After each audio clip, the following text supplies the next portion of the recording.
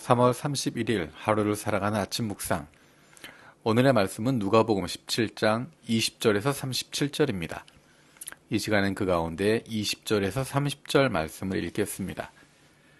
바리새인들이 하나님의 나라가 어느 때에 임하나이까 묻거늘 예수께서 대답하여 이르시되 하나님의 나라는 볼 수 있게 임하는 것이 아니요 또 여기 있다 저기 있다고도 못하리니 하나님의 나라는 너희 안에 있느니라. 또 제자들에게 이르시되 때가 이르니니 너희가 인자의 날 하루를 보고자 하되 보지 못하리라. 사람이 너희에게 말하되 보라 저기 있다 보라 여기 있다 하리라. 그러나 너희는 가지도 말고 따르지도 말라. 번개가 하늘 아래 이쪽에서 번쩍이어 하늘 아래 저쪽까지 비침같이 인자도 자기 날에 그러하리라. 그러나 그가 먼저 많은 고난을 받으며 이 세대에게 버림바 되어야 할지니라. 노아의 때에 된 것과 같이 인자의 때에도 그러하리라. 노아가 방주에 들어가는 날까지 사람들이 먹고 마시고 장가들고 시집가더니 홍수가 나서 그들을 다 멸망시켰으며 또 롯의 때와 같으리니 사람들이 먹고 마시고 사고 팔고 심고 집을 짓더니 롯이 소돔에서 나가던 날에 하늘로부터 불과 유황이 비오듯 하여 그들을 멸망시켰느니라.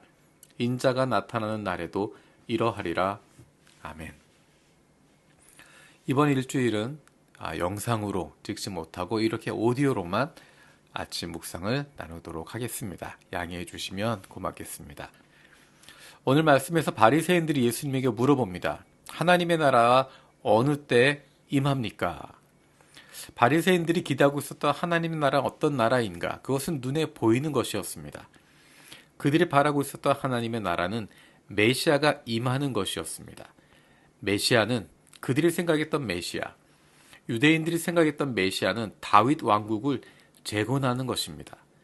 다윗 왕국을 재건하는, 그래서 로마 제국을 무찌를 수 있는, 힘으로 통치할 수 있는 그런 메시아를 기다리는 것입니다. 그가 올 때 그것이 바로 하나님의 나라다라고 생각하고 있습니다. 그런데 바리새인들이나 그 당시 유대인들이 기다리고 있었던 다윗 왕국의 재건, 그것이 어떤 의미일까? 사실 다윗은 하나님의 대리 통치자였습니다. 겉으로 보기에 이스라엘의 가장 강력했던 왕, 위대했던 왕으로만 생각할 수 있겠지만 하나님과 다윗의 관계를 보면 다윗은 분명하게 자신이 하나님의 대리 통치자라고 하는 것을 인식하고 있습니다. 그러니까 다윗이 다스렸던 것, 다윗 같은 왕, 그는 하나님을 대신하는 사람일 뿐입니다. 하나님의 뜻을 받들어서 일을 행하는 사람입니다. 그러니까 진정한 의미의 다윗 왕국의 재건은 하나님의 직접적인 다스리심을 나타내는 것입니다. 하지만 바리새인들은, 유대인들은 그것에 대해서 인식하지 않습니다. 하나님께서 분명히 직접적으로 통치하시는데, 예수 그리스도를 이 땅에 보내주셨는데 그분으로 말미암아 하나님의 다스리심이 있음에도 불구하고 예수를 인정하지 않기 때문에 그들은 하나님의 나라를 볼 수 없는 것입니다. 다르게 이야기하면 예수를 인정하면, 예수를 보면 하나님의 나라가 보이게 되는 것입니다. 우리가 얼마 전에 나누었던 것처럼 세례 요한에게 하셨던 말씀이 마찬가지입니다. 세례 요한도 의문을 가집니다. 우리가 다른 일을 기다려야 됩니까? 그동안 세례 요한이 생각해왔던 메시아의 모습과 다르기 때문이었습니다. 어쩌면 메시아를 기다리고 있었던 세례 요한의 마음이나 바리새인의 생각이나 그 당시 유대인들의 생각이 같았을 것입니다. 예수님은 거기에 대해서 예수님께서 하고 계시는 일을 보여주고 있습니다. 예수 그리스도를 보면 그분이 바로 이사야에서 말씀하고 있는, 구약의 예언자들이 예언하고 있는 메시아라고 하는 것을 알 수 있습니다. 그것을 보면 하나님께서 다스리신다고 하는 것을 알 수 있게 되는 것입니다. 예수 그리스도를 바라볼 때 하나님의 나라가 보이게 됩니다. 예수 그리스도가 이 땅에 오심으로 말미암아 하나님의 나라가 임했습니다. 시작되었습니다. 하지만 그것이 완성된 것은 아니었습니다. 이제 예수님께서 다시 오실 때, 그날에, 인자가 나타나는 그날에, 심판의 날에 그것이 완성되게 될 것입니다.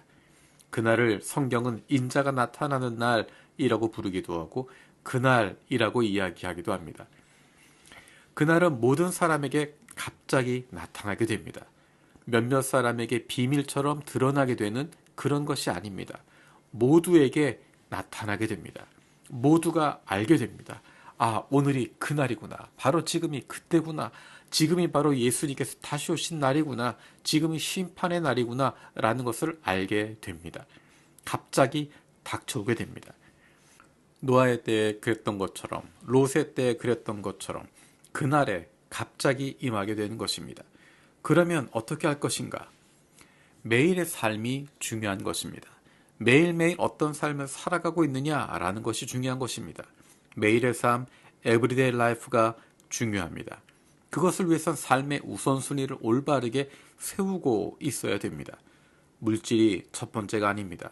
물질에 집착하는 것이 아닙니다. 눈에 보이는 것에 집착하는 것이 아닙니다.